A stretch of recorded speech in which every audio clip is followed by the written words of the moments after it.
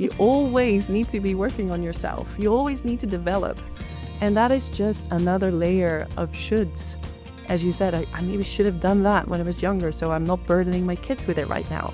Well, this is the voice of society that I'm rebelling against. I do not think that's the approach. Welcome to Unfinished Stories Next Chapter.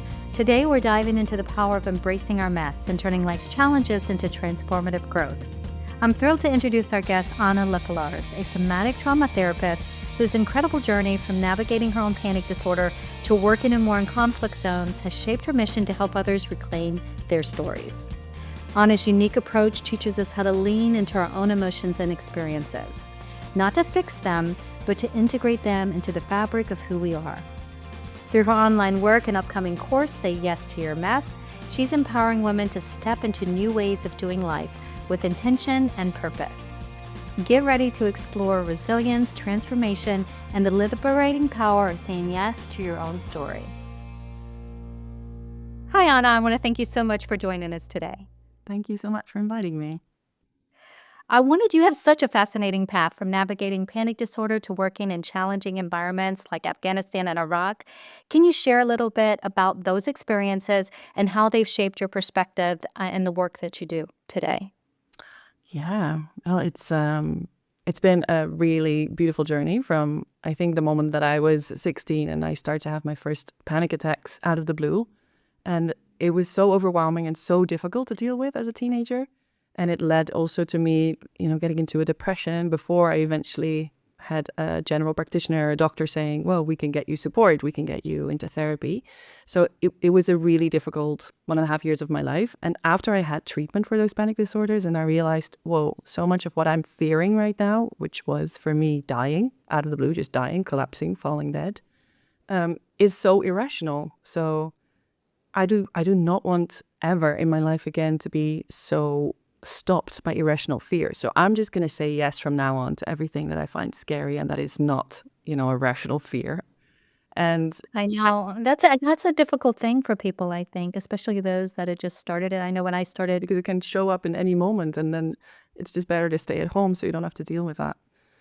yeah, and I think a lot of people kind of get stuck in that. So, what do you think, especially in those early years when you started navigating that, just starting to have panic attacks? And I know for many people, especially for myself, I thought I was going to die. I didn't know how to explain it to people because you don't want to sound crazy or irrational, and you don't want people to think less of you. And you're really trying to figure out what it is you're feeling, both emotionally and physically. So, for yourself, how did you actually figure out this is what I'm feeling and this is what maybe I need to do in order to kind of move forward? I think I never realized in the beginning that it was panic attacks. You just think you're really going to die, and you think that 5 times a day, so there must be something wrong with you physically. I really thought I had some kind of disease, or I just really believed it wholeheartedly. There was not even a part of me that could step out and say, oh, maybe this is something mental or something psychological. It took a really long time before somebody told me about it. Or I don't know, maybe I found it online even by just typing in what I was going through. And it wasn't until I found that therapist that said to me, well, you're actually having panic attacks, and this is a panic disorder, and you have an anxiety disorder. And I was like, oh my God, I am crazy. Something is really wrong with me. So I think that was, so helpful. Looking back, it was so helpful to go through that, because eventually it made me decide to study psychology and become a therapist myself, even though I said, I will never do that because everybody's becoming a therapist. So that's really boring and I want to be unique. But eventually it led me to take that step, and even later to go to war zones and really difficult conflicts and crisis settings to do the work there with other people, and mostly women and children with similar issues or panic attacks and anxiety, trauma. So yeah. I know. And I find the path that you took very interesting because there's so many people that have dealt with anxiety. I look at my own situation and how I felt, and how you got from point A to point B for me is extremely fascinating because, for one, we're just trying to exist, right? To survive. And so many people that deal with panic disorder is we're just trying to figure out how to breathe through it. And the fact that you were not only able to breathe through it, but being able to be a therapist and help others kind of navigate that, especially when it's such a scary thing. And that's, to me, I'd love to know a little bit about how you were able to do that. I know if you've dealt with panic disorder, do you still deal with it? And is that something that you're constantly trying to work through? And in your own feelings and being able to deal with this yourself, you're able to help others. So tell us a little bit about that, how it's progressed from what you first dealt with to where you currently are, where you're helping others. Well, I think the biggest shift has been that I thought I need to get rid of this. This is a problem. This is a disorder. There's something wrong with me. So we need to get rid of this as fast as we can. I need to be fixed. And I think I took that mentality with me for a long time, also as a psychologist, because that's how we approach mental health disorders. Even though now I'm thinking, wow, those panic attacks were such a normal response to what I was going through, how I was always looking after other people, pleasing others, never feeling my own emotions, just really putting them to the side and tuning into what other people needed. It was a normal response, and it was a brilliant, very clever strategy of my body to let my feelings flow somewhere. And that is now my main approach when I provide therapy and when I work with women. It's all about, wow, we are all so messy. Like, life is messy. And we do not need to fix ourselves. We can take these as signs and signals and wisdom of the body telling us that something's up. We need to look at something. Something needs to be moved to return to some kind of health or some kind of stability. And that is now for me, when because I still do have panic attacks every now and then, it's a signal. I am not looking at something in my life that needs to be looked at. I am not in my body. I'm not feeling my feelings. I am overriding my boundaries. So right now I can see it as almost something sacred that is here to invite me back into my body. And not that it's really easy to go through it, but I now know what I can do when they're coming up, because I know they're coming. And I know what to do when I'm in them. And I know not to make myself wrong or shame myself after I've been through a panic attack. And I think that's And I really love how you valuable. talk about it. Right. I love how you talk about it being messy. And I think that's what's really difficult for most people to even admit that they have a problem. For myself, there were so many emotions, and you're right. I think a lot of people that have panic attacks tend to be people pleasers. It probably fall into a category that you can look at people and say, "Oh, you may have been through this and this and this and that." Is that really the way it is? Because I know for myself, I was a people pleaser. There was childhood trauma. I was always worried about others' perceptions of me. And so there was this huge mess that I had no idea how to kind of unjumble, and work through, because I was ashamed, I was embarrassed, and it was very, very messy for me. So where do you start? Where do you start to unravel those threads to be able to make sense out of it? Well, for me, the start is in the body. It starts with feeling when we need to go to the bathroom or when we're Yeah. hungry.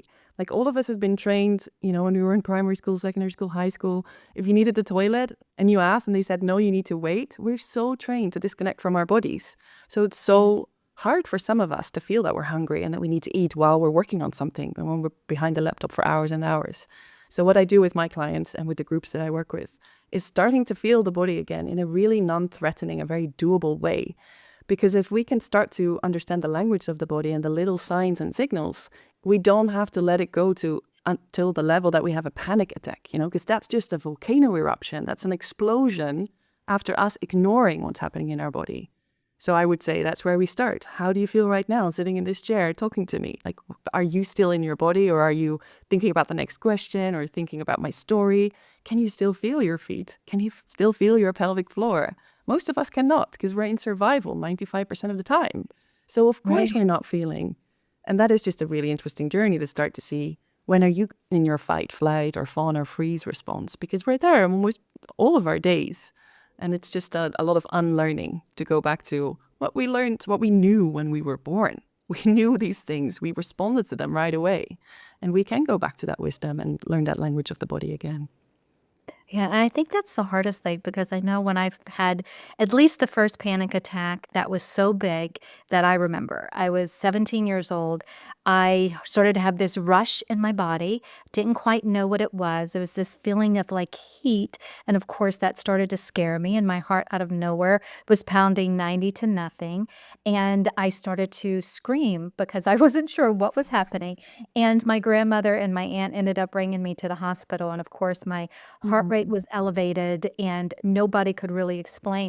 And I remember when I was there, one of them asking if I had done drugs.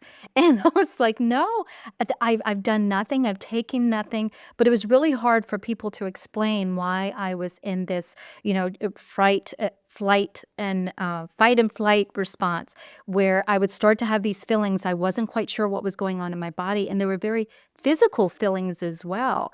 There was the burning sensation. There was the feeling, of course, that you couldn't breathe. There was the heart pounding. And all of this, it was very difficult at that time and for many years thereafter to be able to hone into why I was physically feeling this way, to be able to breathe through it. For me, it took a lot of years of learning those breathing techniques, learning the And for myself, and I know it may be different for many others, it was kind of this heat, this feeling of burning, this feeling of heat. And then, of course, the feeling of not being able to breathe properly. So I do think that it has a lot of being able to become aware of your body and how to deal with it. But I'm sure for many people, that in itself is probably the biggest struggle because so many of us, you're correct, are taught how to not pay attention or to brush things off or to look at the next step as opposed to where we are right now. Yeah, absolutely. And what the body wants in that moment is to move. It's a fight flight response. So please start by just running up and down the stairs to just get that movement out because the body wants to complete a cycle. It's been like, the pressure has been rising. It wants to come out and complete. So what we used to do in therapy when it was more cognitive, the approach was like cognitive behavioral therapy was, well, how realistic are your thoughts? Yeah, you've had these thoughts a million times before and you've never died. So how big is the chance that you're going to die? But the whole problem with that approach is that it speaks to the part of the brain that is offline when we're in a survival response. So we can't think our way through a panic attack. So if I can just have access to the thought, I need to run up and down the stairs, that's your win. And that is, the key to moving with the energy instead of trying to stop yourself from panicking. There is no button. There is no way to think your way through it. So run up the stairs or jump on your bike or go for a run. Just jump in your place. It doesn't matter. Just move because that's what the body wants. And that is doable. It's funny you say, and I'm glad you as a therapist is saying this. I'll have to go back and share this with my husband because we got married really young and I was still in the midst of all of it. I hadn't really sought therapy for it, so I was having panic attacks constantly. And if I woke up in the middle of the night with one, I wanted to automatically get up and start moving around. And he's like, "No, you've got to sit down. You've got to just calm down." And I'm like, "No, I'm telling you, it makes it worse. No, no, no, calm down. You're making it worse by running around." And I would have to explain to him, no, it actually, by moving, I feel like I'm letting something out. I can't explain it. I don't know what it means or why it's working. And it wasn't until years later that I sat down with the therapist and started kind of working through all of that I was able to understand it. And there's so much misinformation out there, I think, as far as panic is concerned. And people who have never experienced it do not know what we're going through. And I think even though they have, the best of intentions, sometimes make it worse. Yeah.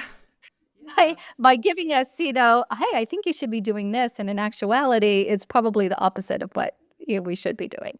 I can't sit down and breathe when I have a panic attack. That's the worst thing you can ask me to do in that moment because my body is preparing to survive. My body thinks there's a lion in front of me and I need to run. So don't tell me to breathe. Don't give me a bag and tell me, oh, you're hyperventilating. Let me do my thing. So I'm glad that you're going to bring this back to your husband. Yes. He meant well. He meant well, and he always does. And he's learned through the years. I'll give him that because we've been together 30 years. So, of course, in the course of all of that, I've learned ways to be able to deal with it. And in turn, he's learned ways as well. Mm-hmm. So tell me a little bit about, as you're going through this therapy on your own and you're working through all of the things, you're delving into what's, mentally causing these panic attacks, how to physically deal with these panic attacks. What point did you decide, hey, I'm getting the help that I need, and therefore I want to be able to work towards being able to help others? Well, it's not as much of an interesting answer as it could be because I was 16 when it happened and I needed to decide where I wanted to go for university. And I just thought, let me find something that I'm interested in for at least 4 years. And the only thing that I could think of was psychology. I was like, I'm not going to be a psychologist. That's too classic, you know, everybody does that. I'm not going to like use my trauma to help others. But eventually there was no way around it. And I did it anyway. Right. So tell me what kind of led you to be able to take the route that you're currently doing, to be able to go to places where you have these war-torn places where I am sure the stress is next level. So where was that jump off from I'm a therapist and helping people cope with panic disorder, being able to take it to where now you're dealing with something that is even more extreme? Mm. Yeah, well, I think I realized somewhere in my 20s that I just always thought I'm too sensitive for difficult things in life. I'm too emotional. So when somebody would tell me about humanitarian work, I'd be like, oh no, I could never do that. Maybe I would love to, but no, no, no, I would never survive. Until I ended up in an earthquake in Nepal, the one that was in 2015 in April. And it was massive and it was really overwhelming for everyone. But I just had this clarity. It was like some light bulb had switched on in my head. And I was like, okay, we're in this situation right now. How do we get back safely to the capital, to Kathmandu? I know what to do. I still do not know where it came from, but that exercise to come back to safety and eventually be able to fly home out of that, crisis that we were in, that just really showed me like, wow, I've been telling myself all these stories that I'm too sensitive because I have all these mental health challenges myself, but I am not. So it taught me that I'm able to do way more than I thought I was, and that I have this ability to stay really clear and able to do in situations where most people would go into a freeze or go into a fight flight. So all of a sudden this whole world opened to me like, oh my God, I could actually use my skills somewhere else. So I do not have to stay in the Netherlands and help the people that I've been helping in the past 10 years. I can actually go somewhere and find more, challenging situations so I can come online more and feel more alive in what I can bring. So, Wow. yeah. Wow, yeah, that's definitely different. Can you talk about, I know I read that you say yes to life's invitations. Can you share a memorable example, and I'm sure that's one of them, of how that truly transformed your path forward? Yes. So besides flying back from Nepal to Brussels at the time and just feeling I need to do something with my skills and I need to stop telling myself that I'm too small, too sensitive. Um, I I at that time I left everything I had built up in Amsterdam. I had a private practice. I was working for NGOs as a freelancer. It was a really comfortable life, but I just thought, no, I have more to give and I want to be activated more in using all my gifts in this lifetime. So I ended up going to Greece where the refugee crisis had just started with the influx of people from the Middle East and traveling through Turkey with a boat to Greece. And I just knew I need to give more. I have more to give, but I'm not, I applied for roles online with big international organizations, but they all said, you don't have experience in conflict and crisis. So I thought, okay, I'll go on my own and I'll see what happens for me. And then I applied for a job in Afghanistan and they called me for a job interview. And they honestly said to me, okay, we have had this job open for a year. No one has applied. Nobody wants to go here because it's such a difficult context. You don't have any experience, but we're willing to take the risk because we have nobody else. Do you want to go? And I was like, yeah, of course. But it came from a really naive place because I had no idea what I was saying yes to. But I just thought, if this is given to me right now, I'm probably meant to go. So I'll go. And I ended up just a month later in Kabul in Afghanistan and starting this whole new life in a context so unfamiliar and so different. And I had so much to learn. But I just knew life is guiding me somewhere and I'm just going to follow like I like to do. Well, can you tell us a little bit about your experiences there? What it is that you were able to how do you utilize the skills that you have to be able to help people? And I know it's in a totally different context than obviously if you're here in America and helping people that have CPSD or, they're just dealing with work stresses. What are some of the things that you came up against and how did you navigate that? A lot of trauma and trauma Yeah. coming from all kinds of different sources. So it's not just the displacement that people have to deal with. That is traumatizing, if all of a sudden your house is being bombed and you just don't have a safe place to stay anymore. And you have to go to another country where you're not welcome because you're a problem for them too. And it's that is huge for people to deal with. But then obviously one of the biggest issues that come up when there is war is the abuse and sexual abuse of women, and women being used as a weapon. So there's a lot of rape and a lot of complex trauma coming from that. But there's also a lot of trafficking, so women being exploited as sex slaves, etc. For the children, there's a lot of children that are used for war, so associated with armed forces and groups. So there's just people being pulled out of their normal life and taken into another life that they don't choose, and being forced to live under completely different and terrible circumstances. And then sometimes they are forced to go back to their own countries, like in Afghanistan. And then what? You don't have your house anymore. You don't have your social network anymore. All the connections are gone. And you just have to build up a new life like that. It's like extremely, extremely challenging. So just being able to help people understand that their trauma responses, their physical problems that they face when they come back, are all a normal response to what they've been through is major and makes such a big change. Like, you don't start doing trauma treatment when people are still in the middle of it or just returning out of war, for instance. You need to stabilize first. And that is what you do in America too. When you have a complex PTSD, you also start with stabilizing and resourcing the nervous system and normalizing your responses. So we do that there too, and it takes a long time before people can feel the ground under their feet again. So it's not in the beginning that we do trauma treatment, but eventually we get there, and we train the national psychologists and national therapists to do it in the best possible way.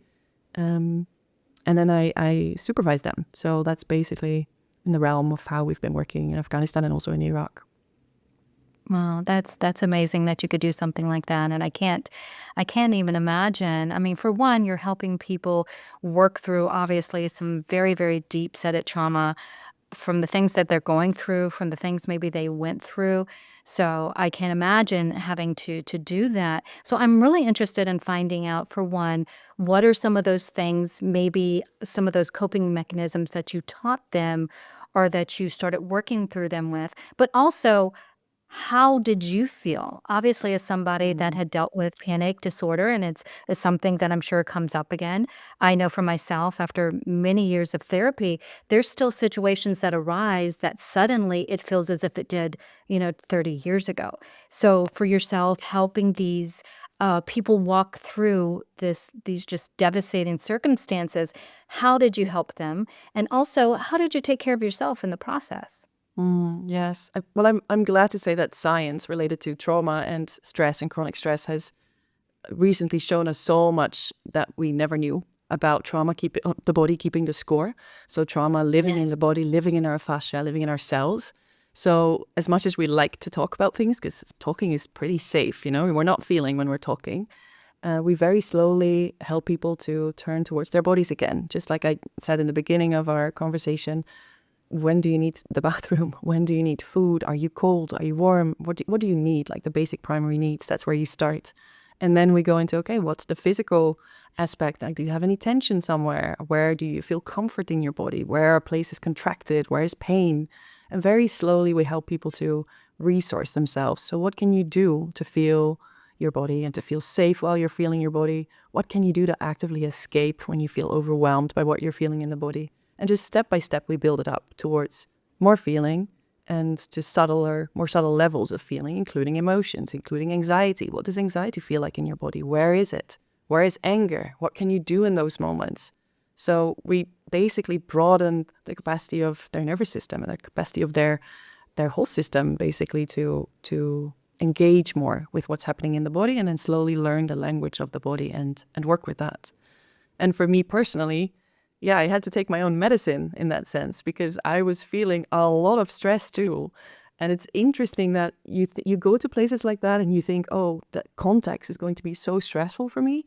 But actually the context and the people that I was working with were a resource for me. Just being surrounded by my colleagues and my friends that were brought up there and had gone through all of that, their resilience was contagious. So I would be so inspired to see how they were navigating their lives and how they were dealing with the fact that they had so much trauma in their bodies, but that they didn't feel overwhelmed by it. Like I would be overwhelmed by my panic attack in the Netherlands when I was 16. So it was very inspiring to work with others that have such a different approach and perspective. And I learned a lot from that. And I always made sure I had somebody to talk to myself. So obviously I have my friends and my family, but I always made sure I had a therapist who would be able to tune into what I was going through. So not somebody who's never been in a context like that, but somebody with similar experience that knows how to hold space for the craziness of the world that you live in, because it's so different from the life that you've lived, in your own countries. So that really helps. Yeah. Yeah, I think back to what you're talking about. The body keeps score. I've read the book before. I've started thinking more and more about it. I'm almost 54 now. I've had CPSD, obviously panic disorder, and I recognize that so much. Even going through therapy and talking through it, I did not actually realize the impact on myself physically. Emotionally, we think we've got to unpack all of these things that we've gone through and talk about it, but there was very little work done on what impact it was having on me and my body. And as I've gotten older, I developed autoimmune disorders. I'm kind of going through that now, trying to figure out what's wrong with my body. And I do really 100% believe that it's the things that I went through, and I wasn't properly caring for myself, and I was storing all of this pain, all of this trauma in my body, and definitely my body kept score. So that's something I myself am very interested in learning more about, is how to release that after maybe perhaps it started to do the damage, the long-term damage, where now you're having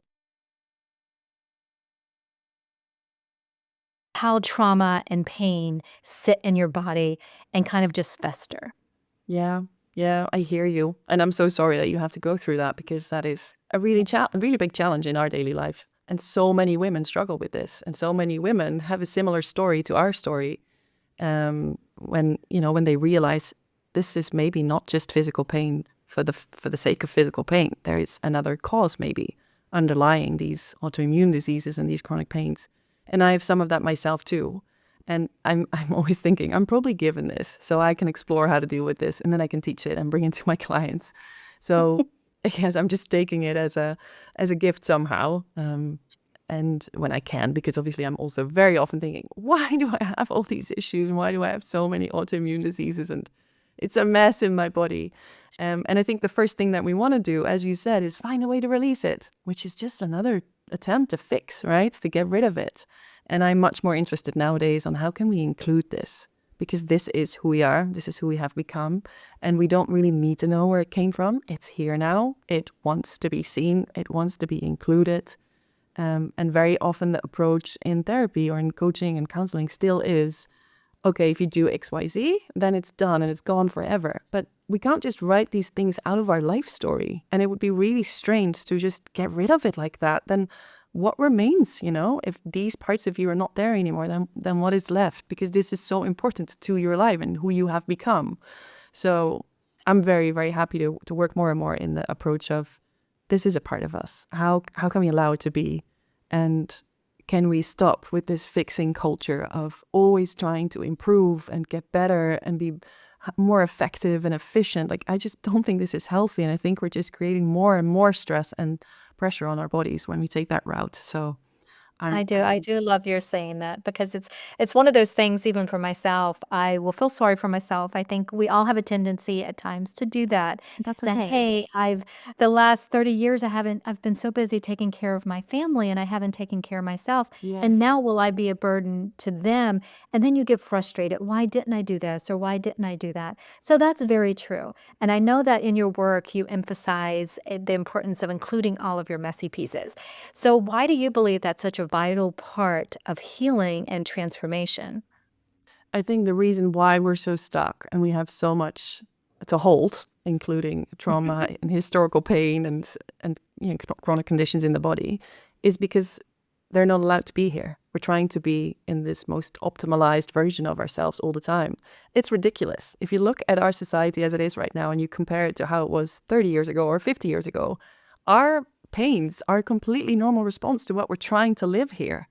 And it is the society telling us that we need to be better and prettier, and these are the standards, and you need to live up to this, and you need to be able to have a full-time job and raise 3 kids and have a good house. And the list is really long.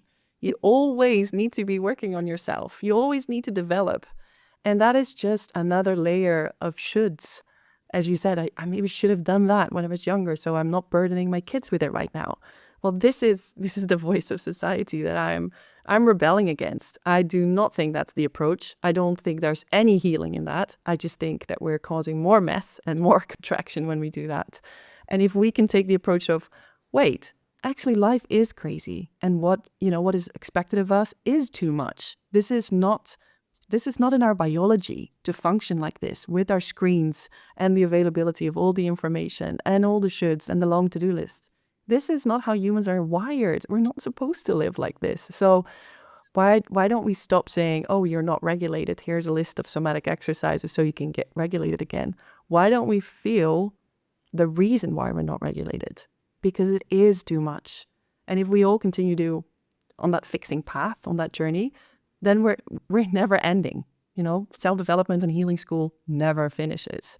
So what is the solution? I think the solution is to understand why we're feeling this way and let that in and make different life choices based on that, instead of always trying to get better, achieve more, and have have a more I think, and optimized that's very experience. difficult. I think that's difficult for everybody, but what are some of the things that we can do to really start embracing our humanness and stop trying to just perfect it?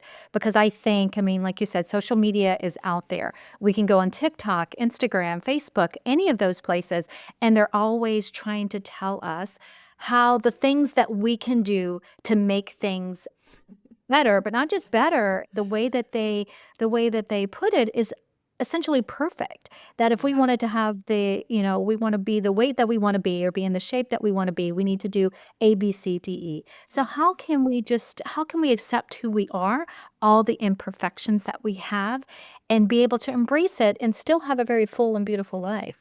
Well, I feel it helps me so much is to take my mask off as often as I can in as many situations with as many different people and showing them my humanness or my human mess, as I like to call it, because I see so many people going through life masked in roles that they've taken on because that's what felt safe. And if you look back, to childhood, those strategies you needed to survive because you had to rely on your caregivers and on the adults around you. But right now, we don't need to live like that anymore. Nobody is going to not feed you if you show them that you are not feeling well or if you show them your real emotions. So for me, the journey is all about finding your human mess and building capacity around showing it to yourself, feeling it yourself, not making yourself wrong for all your feelings, especially not as a woman, and learning how to cultivate the bravery to show it to other people. And the best conversations happen when you show more of yourself and when we don't talk about the weather or we don't talk about what you've done on the weekend. I couldn't care less what you've done on the weekend. I want to know how you're feeling. I want to know how you're dealing with your childhood shit. I want to know what strategies you're trying to break with because they don't serve you anymore because you're an adult now.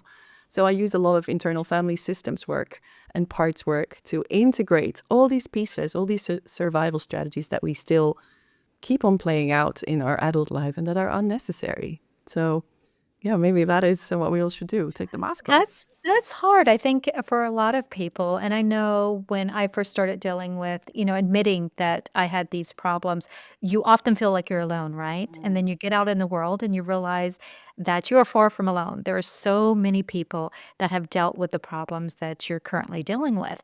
But even in talking to it, I've recognized whether it's talking to a friend or talking to my therapist or talking to somebody I've met online, that so many people are still very guarded about Mm, their messiness, right? yeah. Yes, I've been through this, but I'm currently in therapy, or I've been through this, but I exercise every day, so I'm feeling so much better. I think it's really difficult for people to admit that even though they try all the things, they still can't achieve perfection, that it's Mhm. still very messy.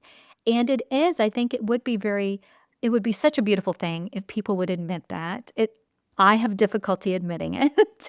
I'm working on it. I want to be a perfect version of myself, and I think that doesn't exist, and I know that, but it's very difficult to admit, and it's even more difficult to embrace. So, Yeah. how can people start viewing their challenges as opportunities rather than obstacles? I know so many of us think these are obstacles to overcome, but how can we restructure that and consider, hey, maybe these are opportunities to live a very full life, even in the midst of all of the chaos surrounding us. Yeah. Well, I'm, for instance, really picky about the people that I hang out with and who my friends are and who I'm following on Instagram. I do not want a feed that is full of people that, pretend to have it all together and are perfect. My feed is full of messy women. And that's where I also feel, comfortable and seen. And that allows me also to show more of my mess and to just realize we need some wayfinders here. Because if we continue what we're doing and we're listening to the capitalist society's voices of how we should optimize ourselves, we're not going to feel any better. We're on this never-ending journey of trying to find perfection and be perfect. And it's all, in the end, a survival and a trauma response because we want to belong and we're afraid that we will be kicked out of the group when we're not performing up to the standards of the group. So who's going to show the way that there might be different standards, or maybe we can set our own standards? And I think, our conversation helps. Your podcast is going to help so many people listening. There is another way, but we need to be willing to be uncomfortable and we need to have difficult conversations at times. And, if we're showing ourselves vulnerably and our friends are not able to be with that, that's really painful. But it's for me also a sign that, those people are not at my, I don't know, didn't want to use the word frequency, but they're not at the same, realm as where I am right now. So I'm always thinking about, where do I feel most comfortable? Can I go there? And can I be more of myself there? Which again builds capacity of the nervous system to be myself more in more situations with more different people. Right. And I think that's the most difficult thing, especially people get really comfortable with the people they're surrounded by and they don't want to make changes. And I think when we reach a certain age, it's easy for us to be able to say, these people do not serve me. They do not give me joy, or these people are toxic in my life, and you can remove them. But younger people have a very difficult time in doing that. And there's those of us that if we're related to them, it's even more difficult yes to do that, right? Yeah. So what are some very actionable steps that can be taken in order to do that, to remove these toxic environments or remove ourselves from these environments to be able to heal properly? Well, I think it's important also to acknowledge that some people can't be removed unless you're really certain and really brave. So I always try to set myself up for escapes. When I'm going to situations where I'm not completely comfortable or where I don't feel comfortable to be myself with my full emotions and the expression of my mess, I plan escapes. I notice I have an out loud conversation with my body beforehand and with all little Annas inside that are like, oh, we don't want to go. What if this person's going to say this again? Or that's going to hurt. Last time he said this. I go into conversation with them and I'm in a reparenting with them. I'm like, I know this is really, really uncomfortable. I'm going to be here. When you guys feel like the lava is rising too high in the body, we're going to escape. And these are the possible escapes. We're taking the dog for a walk. We're going to the toilet. We're going to go outside and call a friend. Maybe there's an ally in the group that we can talk to, or maybe we can wink at every now and then. Because it's just also impossible to think we're just going to scratch everybody out of our lives that isn't completely and exactly where we want them to be. Because that's, again, another attempt to find perfection. And I don't think that's what we're striving for. So that, first of all. And then second of all, I think we can do so much to train ourselves to be more comfortable in our own bodies and with our own bravery. Like if it's really hard for you to say no because you're a people pleaser, then there's child parts inside of you that think they need to please to survive. So let's talk to them, let's be with them, and let's relieve them from their roles of protectors, because we don't need to be protected anymore. You will survive. There's 7.5 billion people on this planet. If one person is not going to like your no, I think you can survive now, but we need to rewire that story in our bodies. And that's not going to come from just talking or, the mental activity. We need to do the physical work and do some of that somatic experiencing and those tactics that really help the nervous system to find ground in difficult moments. And there's so much available online, there's so much to find. I have so many resources myself also on my own websites and socials that can be used to build more capacity in your nervous system.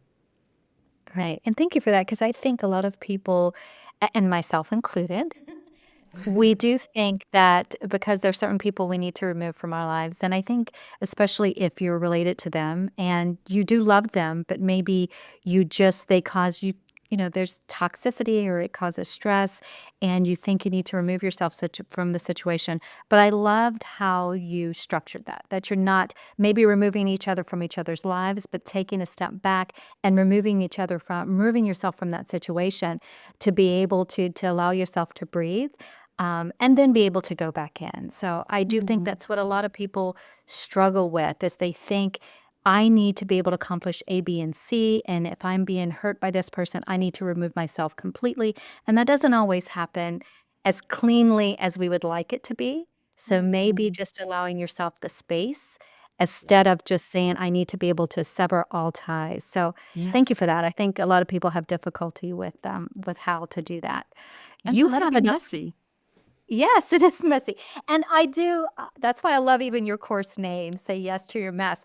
I think it's very difficult for us to, for one, admit that we're a Mhm. little messy because so many people, when you look at the way online is, right? Online communities, there is so much emphasis on perfection, whether it's the perfect house or the perfect relationship or the perfect body or whatever that may be. And you're sitting in your room, maybe your space is a mess, your your mind is a mess, everything feels messy, and then you feel less.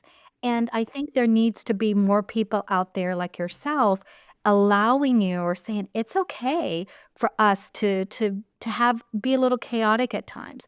It's okay for us to not be able to achieve this level of perfection that others are saying, "Hey, it's the pinnacle of happiness. You need to be able to do all of this in order to truly be happy." And so Mhm. that's one reason I truly love with what you're standing for and saying yes to your mess. So tell us a little bit, what can participants in your course expect to gain from it? Yeah, let me just also click into what you just said about the messy piece. Oh no, I just lost my train of thought. This is my mess right here. I had this perfect thing to say and now it's gone. Okay, I'm just gonna take a breath and know that it's fine. I do not have to be perfect. Yeah, so Say Yes to the Mess is a 6-month journey. It can be one-on-one. If you really need a lot of safety, then it's way nicer to do that just with me. Most of my clients tell me that I am the biggest permission slip for their feelings and their expression that they've ever had. I bring a lot of myself into the sessions. I'm not a top-down therapist as I was taught. So I hope my teachers are not listening to the podcast because they will not be happy. Um, I just bring humanness, a lot of permission to be human. So in those 6 months, we're going through a journey where the first 3 months will be all about cultivating safety and building capacity of the nervous system. So starting to learn the language of the body very slowly, very doable, always with a chance to escape because you're choosing to be here. And I want you to do it in your own pace and in your own way. Um, there's no format, that is what I wanted to say earlier, that even the healing in the coaching industry is all about fixing. It's like, if you do this, you'll be happy forever. If you do this, you'll release all your trauma. I cringe when I read that or see that because it's impossible. And I do not want anybody to think that should release their trauma or to have a need to release their trauma. There's so many ways to build capacity around the fact that you have trauma in your body. And there's so many things you can do. So during Say Yes to the Mess, we go into that as well. We are all traumatized to a certain degree. Some of us very little, and I'm very happy for those, and some of us more, or chronically traumatized, or complex PTSD, like yourself, as you just said. So we need to include it as part of life. Life will continuously challenge us and bring us suffering at times, and we go into victimhood, and that's okay. But how can we include everything that we're going through, all of our feelings, and how can we cultivate the bravery to not slide into your fight, flight, freeze response and end up scrolling for 4 hours on your Instagram when you come home from work after being shouted at by your boss? But no, oh, wait, I have a choice point here. I can have agency. I can do something else. I can turn on my phone's music really loud and I can jump through my living room for 3 minutes, and you will shift your energy. And then you can again, use the capacity of your nervous system and say, wait, I'm not going to go down there on that sofa because I know what will happen. I'm going to go upstairs and shower to just shower off those energies that I took from the office, or this and this that I took from parenting my kids who were difficult today. So you'll have your methods and your ways, and it's going to be such a safe journey that it's going to feel so easy, because trauma work and stress work and nervous system work doesn't have to be hard. We're not going to poke in the trauma. We don't need to. It can stay right there where it is. We can just acknowledge it, include it, and find our ways to help ourselves in the moments that it comes up and it's debilitating. And I think that in itself is such a beautiful thing, because so many people go through therapy for years, and myself included, where I would really feel bad that I wasn't better, or at least when I thought I was better. Or, hey, I'm almost 54. Why am I still crying because my dad left me? Why am I still crying because my mom neglected me? Or why am I still crying because I was abused, by my stepfather? And it's like, why at 54 am I still feeling these things? And I feel really bad about myself. And I've spoken to other women who really feel bad about themselves. And you start to really get just frustrated that you were not able to make more progress, right? Yeah. So I love what you're talking about and what you're teaching, that you can just acknowledge that this trauma exists. You didn't deserve it. Yeah. You obviously it's part of your path, but it doesn't have to be your path forward. And I remember somebody saying that to me, and that kind of sticks with me. But sometimes you need to be reminded that it's okay. It's not going to go away because you dealt with this. Obviously, you went through this. It's part of your makeup, and it's going to resurrect itself in the times that you don't want it to be. And then give yourself permission to feel it. It's okay. Let's see what we can do to kind of start to move forward again. So absolutely beautiful what you're teaching. And I think more people need to step into something like this instead of just trying to achieve this optimal healing of being totally over it. Yes. You're never going to get over it, but you can learn to walk through it very purposefully. So what is one, as we wrap everything up, I want to know, what is one key takeaway that you hope that listeners will remember about embracing their own mess and turning it into something meaningful? I think the most important, the biggest hope that I have for those that are listening and were maybe resonating with what we just said, is to get curious. What would happen if you'd stop trying to heal? What would happen if you stop trying to fix the things that you think need to be fixed because you're 54 and you should have it together and you should not cry about your father anymore? I think you should. I think it's so healthy and so good that you're crying about your father. Also, when you're 78 or 95, it doesn't matter. This is your makeup. And how difficult would your life be if you would stop shaming yourself for this? And if you'd have a reply for the people that do tell you, wait, you're still not over that? There's so many things you can say in those moments, because you're not meant to be over anything. This is the journey of life. It comes with pain. It comes with memories that will never go away. Yes, they can lose charge. Yes, we can build more capacity around it, but they do not have to go away. So if that could be what your listeners take from this episode, I'll be so grateful. Well, thank you so much. It's definitely what I'm going to take away from it. And we are going to make sure that in our show notes and on our website and online, that we have all the links that are necessary for them to be able to connect with you. And not only do you have the course, but you also they can work one-on-one with you as well? Yes, I do short trajectories for those that are new to me, but I prefer to work 6 to 12 months because the same thing applies. The nervous system doesn't heal quickly. Trauma happens because it was too fast, too much, too fast. So I want everybody to give themselves the time to just relax into the fact that their nervous system can heal naturally once we stop trying to heal it and try to fix it. And I also have a monthly membership, which is a group with other women where I do 2 live calls a month. And there's lots of audio trainings and a lot of sharing in the group. Everybody's taking their masks off. Everything is welcome. Please come as you are. Don't change yourself a single bit, because I like you in your mess, and that's where we connect the deepest and the most. Well, thank you so much for joining us and teaching us how we can accept our human mess. So thank you so much, Emma. Thank you so much. And it was beautiful that you shared so openly as well what your messy parts are, and I love them. Remember, no matter how messy or unfinished your story may feel, you hold the pen. Thank you for joining us on Unfinished Stories Next Chapter.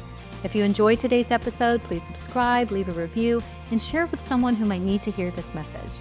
Until next time, take care and keep writing the next chapter of your story with intention, courage, and a little bit of messiness.